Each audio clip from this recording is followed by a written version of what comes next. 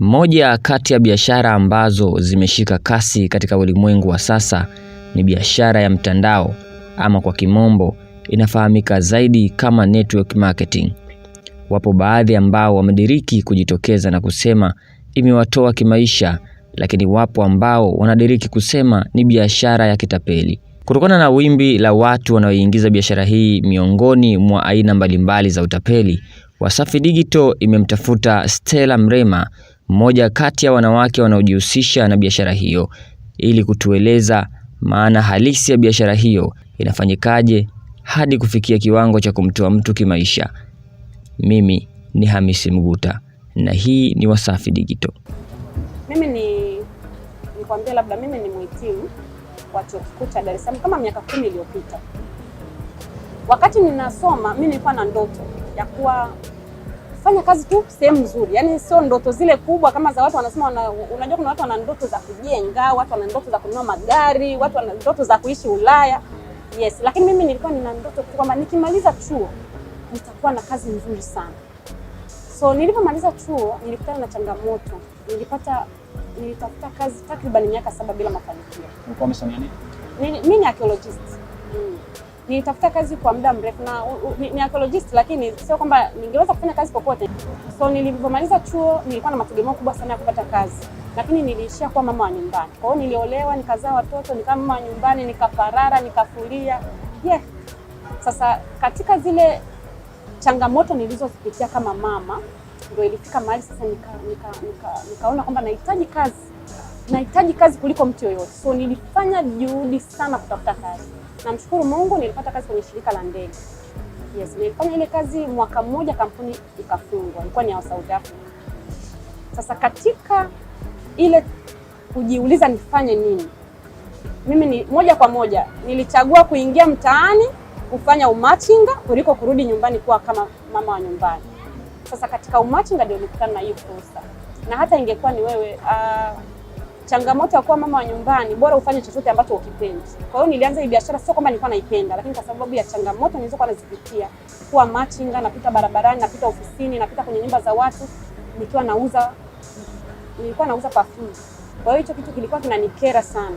Na mimi before sijaanza hii biashara ni swala ambalo nilikuwa najiuliza. Watu wengi kama wanavyosema wanahusisha na mambo ya kitapeli na kitu kama hivyo. Lakini mimi kwa experience yangu, actually na miaka 2 kwenye hii fursa, kwa experience yangu, kwanza kabisa natamani mtu anayenisikiliza afahamu kwamba network marketing kwanza ni biashara rahisi. Jina ni kubwa sana, lakini ni biashara rahisi sana. Ni biashara ambayo anaweza kufanya mtu yoyote mwenye umri kuanzia miaka 18, lakini tu haijalisha amesoma au hajasoma. Kwa hiyo ni biashara fulani hivi rahisi, ni unaingia tu ubia, then unauza zile product kutoka kwenye kampuni husika moja kwa moja kwa mhusika, kwa mtumiaji. Yes, haina ile mtu kwamba sijui kanunua anaenda kuuza au kuweka kwa mangi kufanyaje, hapana. Kwa hiyo network marketing ni kwamba unachukua moja kwa moja kwa mtengenezaji, unapeleka kwa mtumiaji. Then wewe sasa hapa katikati ndio unalipwa, kwa sababu ni kama umekuwa ndio unatangaza au unauza au unafanya nini. Kwa hiyo unapata tu bonus. Yes, kutokana na ile kazi unaifanya. Unaweza kuwa kweli ni utapeli kutokana na yule mtu mwenyewe anayefanya hiyo biashara. Sio kampuni wala sio hiyo aina ya biashara, lakini mtu mwenyewe. Tunaamini kwanza kuna vitu ambavyo mtu anataka kuvizingatia.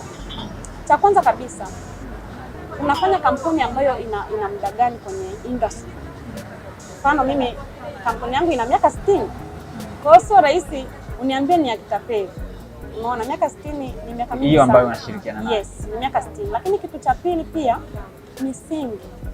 Kikawaida kabisa unatakiwa kwanza wewe mwenyewe mfanya biashara uwe na utu. Ile wanasema honest na integrity. Uadilifu. Kwa sababu ni biashara ambayo unaenda kudili na watu moja kwa moja. Lakini kitu kingine pia ambacho watu wanataka kuzingatia ni watu ni namba moja. Usipende kumfanyia kitu mtu ambacho wewe usingependa kufanyia. Sawa? Kwa sababu biashara hii tunaenda kuwashika watu mkono. Ni biashara kugusa maisha ya watu. Kwa hiyo lazima uhakikishe unamjali mtu kwanza. Mtu awe namba moja. Sawa? Sasa inapokuja kwenye ile kwamba mtu binafsi anakuwa ni tapeli yeye. Kwa nini? Si nimekwambia ni biashara ambayo ukinunua unalipwa, ukiuza unatengeneza faida, na ukimsaidia mtu aende anafanya nini? Anatengeneza faida. Sasa kuna watu ambao wanaweza wakawa wanafikiria tu kwenye kuuza. Kwa hiyo hata kama wewe unataka kwenda uwe member, mtu anaanza kukakona. Au wengine pia kwenye utapeli mtu anakuwa networkers wanasema hata wewe biashara ni fursa sawa kwa wote, si ndio? Mwingine hana elimu ya kutosha kuhusiana na hiyo biashara. Kwa hiyo unakuta anawaleta watu bila kuwa anaelewa hata yeye mwenyewe kitu anachokifanya. Kwa hiyo mimi kwenye utapeli sikubaliani nao moja kwa moja, sema tu ni watu pia wanakuwa hawana mafunzo kabisa kuhusiana na hiyo biashara wanaoifanya. Kwa hiyo wakiingia kwenye jamii wanapotosha jamii. Labda niseme hivyo, yes. Watu wengi ambao mimi nimekigundua ni kwamba wanachukia kitu ambacho hawakifahamu. Mimi ni mmoja kati ya hao watu. Mimi nilikuwa siipendi network marketing hata kwa kuisikia. Hakuna namna ambavyo ungeweza kunikaribisha kwenye ile mikutano yao, mimi nikaenda. Lakini wanasema maji yakishafika shingoni, shai tufanyaje? Ya kule, yes. Mimi maisha yalinibana. Yalinibana kwenye kona ndio nikajikuta nimeingia.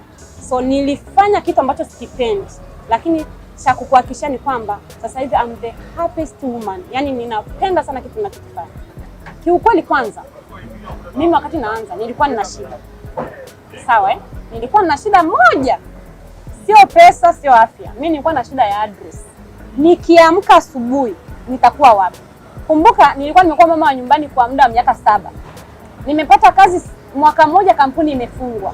Nimeingia mtaani kama Martin. Kwa hiyo shida yangu ilikuwa ni address.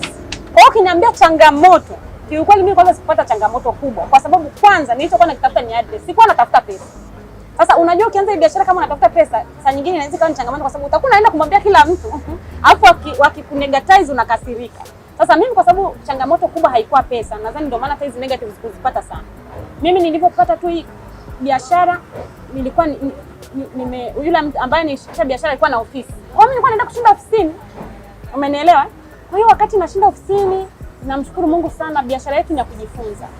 Nilijifunza kutoka kwa watu ambao wamenitangulia na hapo nikaanza kufanya. Kwa hiyo sikwenda sana moja kwa moja kwenye familia yangu kwenda kuambia fursa. Kwa sababu pia mimi mwenyewe nilikuwa najua kwamba watanicheka. Sawa Lakini pia sikwenda moja kwa moja kwa marafiki zangu. Mimi nilijua ni biashara ambayo unajenga na mtu yote ambaye yuko serious. Tunatengeneza pesa kwa njia 3. Njia ya kwanza ni njia ya manunuzi. Kumbuka umeingia ubia, umefungua kampuni yako. Sawa? Kwa hiyo chochote unachoenda kukinunua unaweza kukinunua kwa bei nafuu. Sasa umeniambia twende taratibu kwamba ninanunua shilingi ngapi nauza shilingi ngapi. Sasa kumbuka mimi ni mfanya biashara. Actually siwezi kukuambia wewe kama mteja kwamba nimenunua shilingi ngapi. Lakini hata watu wanaoenda kununua vitu China hawasemi wamevinunua shilingi ngapi ili waje wakuuzie. Sasa mimi nimenunua hiki 100,000 sasa mbona nikuuzie 120,000. No. Kwa hata network marketing ukishaingia ubia, wewe ndio una ile kadi ya za member. Una access ya zile product kutoka kwa mtengenezaji. Kwa hiyo unazipata kwa bei cheap. Kama watu wengine wanapopata mizigo China. Sawa Kwa hiyo mimi sasa tofauti yangu mimi na wale watu wengine wafanya biashara wengine ni kwamba mimi kitendo cha kuinunua kampuni nagawana na mimi faida. Kwa sababu gani? Kwa sababu wao wametengeneza, mimi ndo naipeleka sokoni. Kwa hiyo kitendo cha mimi kupeleka sokoni lazima wanilipe. Kwa hiyo tunagawana percent. Mimi kwenye kampuni ninayofanya nayo kila ninachokinunua nagawana nao. Mimi wananipa 25%, wao wanachukua 75%. Kila ninachokinunua. Kwa hiyo ni faida ya kwanza. Lakini faida ya pili ni mauzo. Tofauti sasa kwenye mauzo ndo watu wengine wote tuko sawa, si ndio? Kwamba umeinunua shilingi 50,000, unauza shilingi 60,000, 10,000 ni faida yako, si ndio? Kwa hiyo na mimi kitendo tu cha kwamba ile bidhaa nimeshainunua, kampuni itanilipa mwisho wa mwezi, lakini ninaenda kutengeneza faida sasa kwa kuipeleka sasa kwa yule mtumiaji. Mtumiaji sasa mimi ndiye namuuzia kwa bei ninayoitaka. Sasa ndio nikwambia ni tofauti na biashara zingine kwa sababu wale wengine faida wanazichukua sasa yule aliyechukua kwa jumla apeleke kwa Mangi.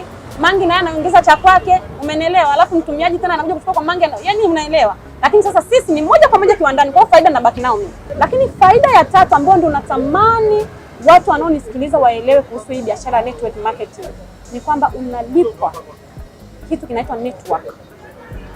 Kwamba sisi hatumlazimishi mtumiaji anunue kwangu. Unaweza kumsaidia mtumiaji naye akaenda kuichukua moja kwa moja kwenye kiwanda. Sasa pale ndio network marketing inapokuja. Unajua hizi kampuni ziko nyingi. Lakini mimi nitaongelea biashara yangu. Biashara yangu sio ya kwa ajili ya kuleta watu. Hata ungeleta dunia nzima na ingekuwa ni ya kuleta watu, mimi na ndugu zangu ningewajaza pale. Ni issue ya kumsaidia mtu aweze kupata kila anachokihitaji kupitia hii biashara unayofanya. Kwa hiyo ili uweze kulipwa, ili uweze kufanikiwa, lazima uguse maisha ya mtu yani aweze kuona, yani nikuelezeje, kwamba ni lazima nimsaidie mtu akue. Sisi watu tunasema kusponsor. Unajua mtu anasema namsponsor mtu. Unajua hata wale wanasema huyu mtu ananisponsor, anafanya nini? Anakusaidia kufikia lengo lako. Ndio tunamuita kusponsor. Kwa hiyo sisi kwenye biashara yetu unamsaidia mtu aweze kupata kila anachokihitaji. Okay. Sasa kama mimi nimekwambia kwamba nitakusaidia utengeneze pesa, then nikusaidia utengeneze pesa, hapo ndo nitakuwa nimekusaidia, sio kukuingiza. Issue sio kuingiza watu, issue ni kusaidia watu waweze kukua. Na pia biashara yetu sisi unaweza pia ukafanikiwa sio tu kwa kuingiza watu. Unaweza ukafanikiwa tu kwa kuuza. Si nimekwambia kuna faida ya mauzo. Sasa kama product zipo na zina ubora, ukinunua ukauza, tunatengeneza pesa. Kuna haja ya kuleta mtu ili ndio ujenge biashara. Ila sasa kuna vitu ambavyo ili uweze kuvifikia, lazima usaidie mtu mwingine akue. Sawa, kwa hiyo mimi nimekwambia mimi nilipenda issue ya kusafiri dunia. Ili uweze kusafiri dunia, lazima umsaidie mtu mwingine aweze kutengeneza pesa, aweze kufanya nini, ndio unapata zile options sasa. Umenielewa? Wakati mnaisikia network, nilikuwa nasikia watu wanasema wanasafiri, kwa hiyo unaona ni uongo. Lakini mimi nimeweza kuishi hayo maisha, na kama kuna mtazamaji ananifuatilia na ananifahamu, anajua kabisa nilikuwa machinga na anajua kabisa siku hizi ananiona Dubai, ananiona. Mimi nataka kuambia wanawake, kufanya kazi kwa bidii ni kitu kizuri sana. Lakini kujua wapi mahali sahihi ya kuweka ile bidii yako ndio inayoenda kubadilisha mambo yote. So ninawaombea sana na ninatamani wapate vitu sahihi vya kuwekeza nguvu zao. Wanawake tunafanya sana. Hivi unajua kaka, wanawake tunafanya sana kazi Lakini angepata sehemu sahihi ya kuwekeza ile nguvu yake na iweka ile bidii, ingeweza kubadilisha muonekano, ingeweza kubadilisha kila kitu na historia ya maisha yake. Mimi nakumbuka wakati niko machinga, nilikuwa nafanya kazi kwa bidii sana. Nilikuwa nazurura, nimeenda ofisi nyingi sana. Nilikuwa kwa siku naweza nikatembelea ofisi zaidi ya 6, zaidi ya 8. Umenielewa? Lakini mwisho wa siku nilikuwa naishia kwa mama wa machinga. Lakini today namshukuru Mungu, nimeweza kupata sehemu ambayo naweka nguvu zangu, nimetumia bidii yangu vizuri. Maisha yamekuwa tofauti sana. Mimi sasa hivi ni mwanamke mwenye furaha, ni mwanamke mwenye matumaini makubwa, mwenye ndoto kubwa, na ndoto yangu kubwa kabisa ni kwenda kugusa maisha ya watu wa kawaida, kuishi maisha ya ndoto. Unajua watu wa kawaida tuna ndoto nyingi.